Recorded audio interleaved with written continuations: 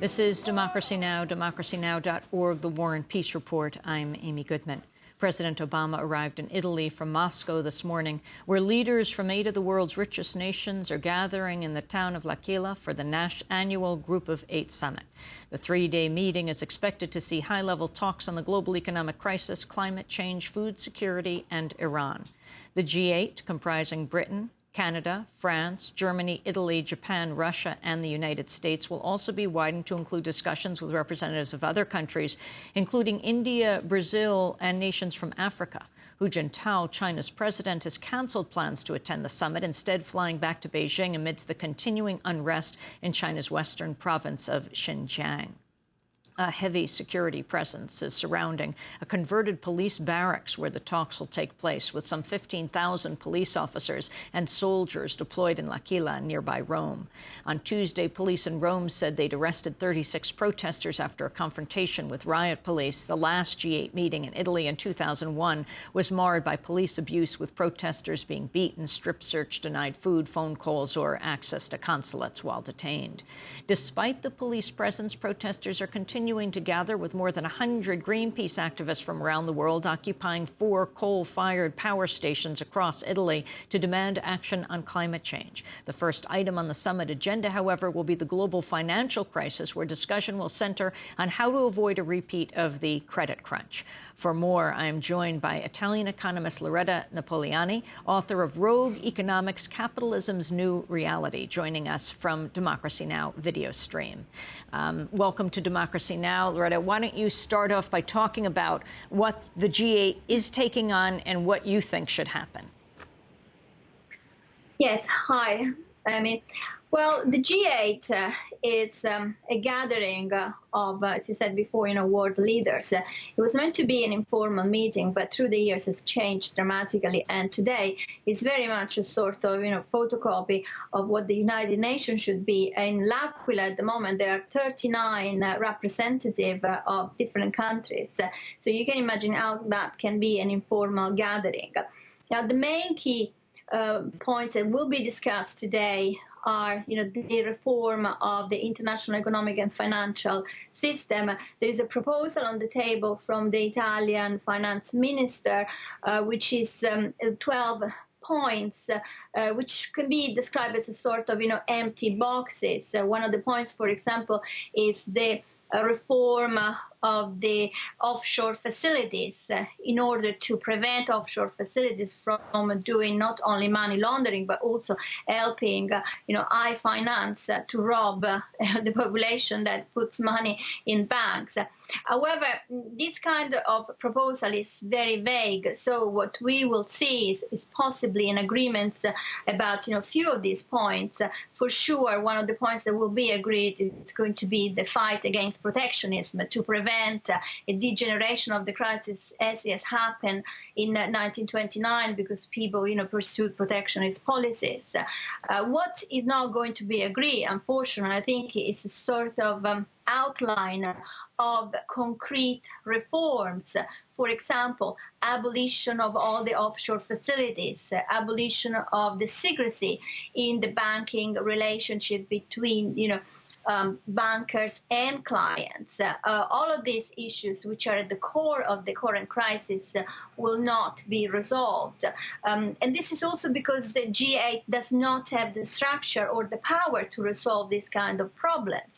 It is, as I said before, a simple informal gathering meetings, although it has been transformed into this massive kind of event by the various leaders, in particular by Silvio Berlusconi.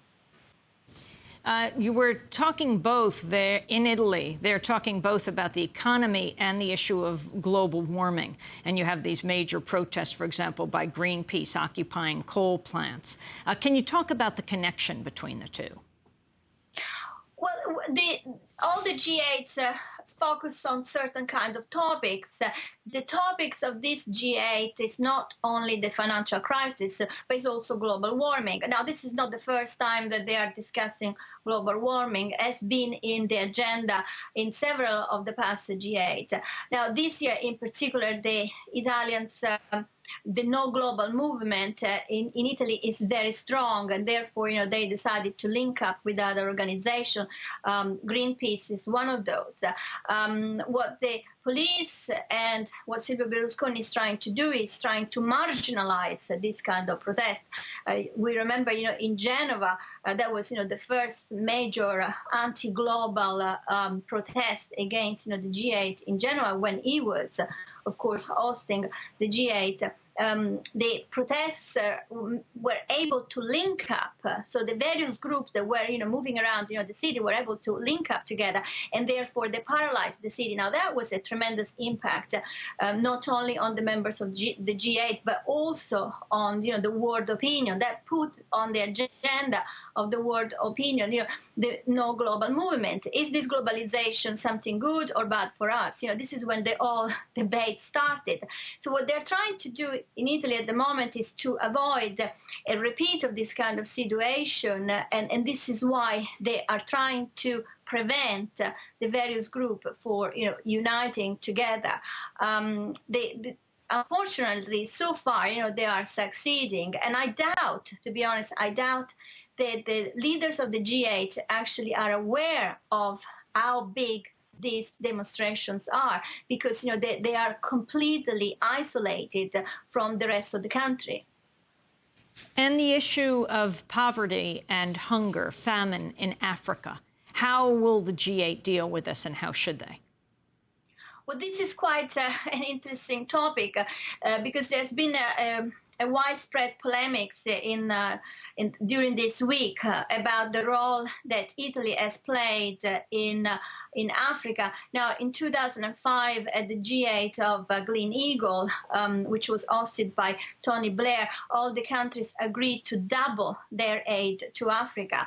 So far, only Japan and Canada have honored this agreement. Italy, in reality, has diminished the amount of money that's gone to Africa. Therefore, the British government has accused the Italians not to respect this kind of agreements, and therefore, he also has asked what is the role of the Italians in the G8 if what is decided is then not pursued. Silvio Berlusconi has actually apologized. He said that in reality it was a mistake to agree to this kind of aid because Italy is not able to do that. So that has fueled widespread demonstration in Italy from groups which are supporting the aid to third world countries, but also for groups that are supporting a much equitable commercial, economic, and financial relationship between the powerful countries and developing countries.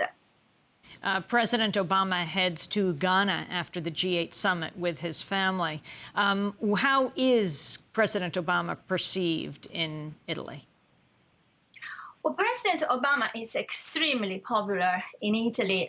So his presence at the G8 is softening, I think, a bit the hostility that there is towards the G8, and also, the symbolic element of, this kind of organization.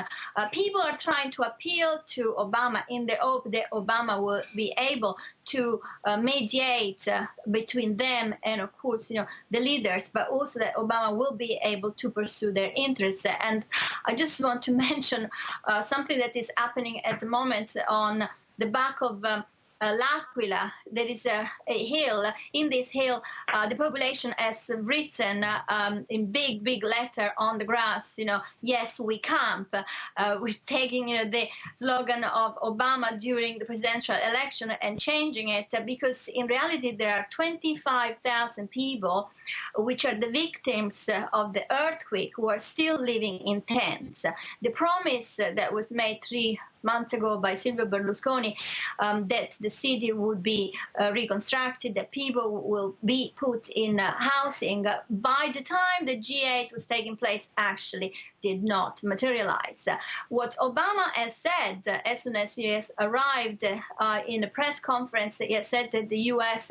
is willing to help for the reconstruction and also to grant scholarship for people at the university that will not be able in September to start the courses again. And that has been, very, very positively accepted by the population.